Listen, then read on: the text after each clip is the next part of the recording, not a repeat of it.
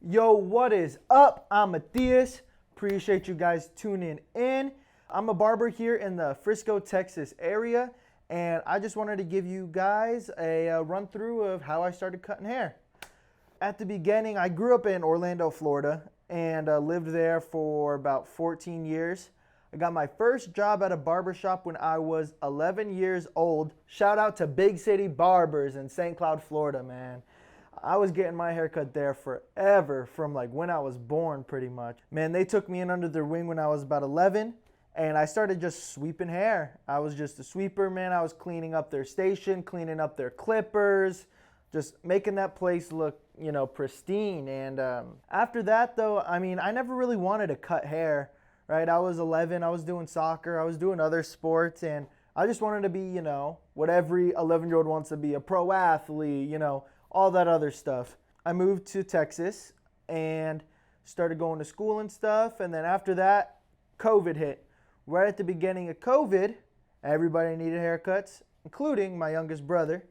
He needed that haircut. So my dad was like, hey, I got some clippers. Why don't you try cutting his hair? You've worked in a barber shop for a little bit, and you've always been fascinated by that industry. And I'm like, sure, I'll just, run it up.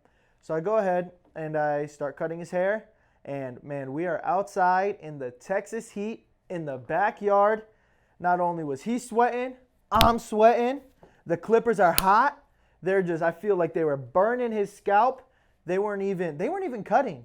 I swear, they were just pulling those hairs out. Man, I remember looking at his face, and he's just like holding in with like all his might not to like just freak out. I'm surprised he didn't.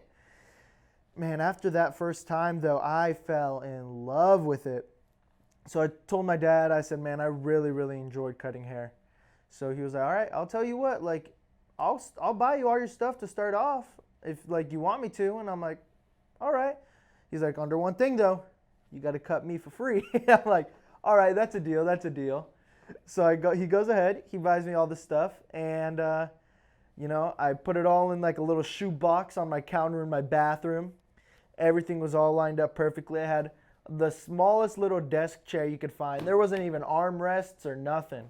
So I was doing maybe 2 haircuts a week. It really was just me cutting both of my brothers every single week, just trying to get better and better.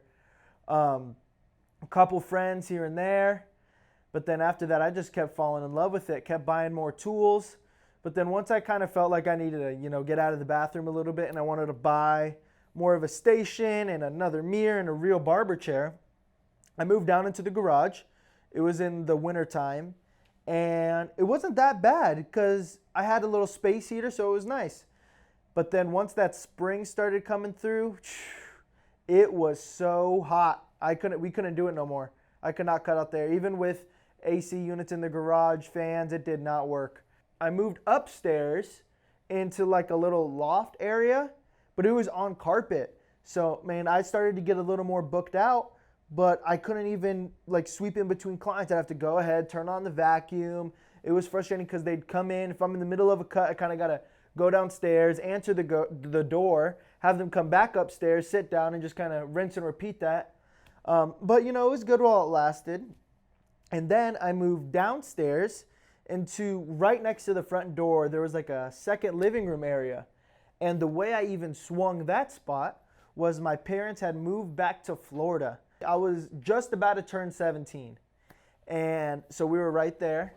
And I said I didn't want to move. I wanted to do barber school. So they were like, all right, like, we'll support that. So then after that, I started the barber school. Man, it was a great time at the barber school. Met a lot of great people. And then I worked at that correlating barber shop to the barber school for a little while. And then, gained a lot of clients. And after that, I ended up moving here into this suite that I love. It's been great. Been here with my boy Eddie. Shout out to Eddie, man. It's been a great time. It's been a great learning experience as well. Kind of, it's pretty much like running your own shop, and it's been really good. I always say you just kind of, your clients, they're not even clients, right? They're really like family of choice. And it's just really great. Like, I just love it here. And it's just, people a lot of times ask me like, what's the best way to advertise yourself? And I feel like there's this misconception that to be booked out as a barber, sometimes you have to be famous on TikTok and Instagram and all this other stuff. And yeah, does that help? Absolutely. But the best way for you to gain clients is just that word of mouth.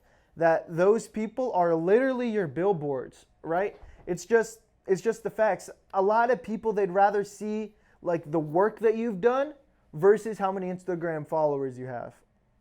And I feel like a lot of times, right, I could have 3 million followers, right? But there's 7 billion people in the world. What percent of those 3 million followers even live in my area, right? Like I could have been a really famous barber in Orlando, Florida, where I'm from, and then moved to Frisco, Texas, and nobody knows me, right? So I just feel like that is the biggest thing if I could tell you guys anything. But we're going to be posting a lot of content soon, so keep an eye out. Click that subscribe button below and be notified whenever we upload some more videos. I really appreciate everybody tuning in to our first video, and I hope to see you all soon. Appreciate everybody.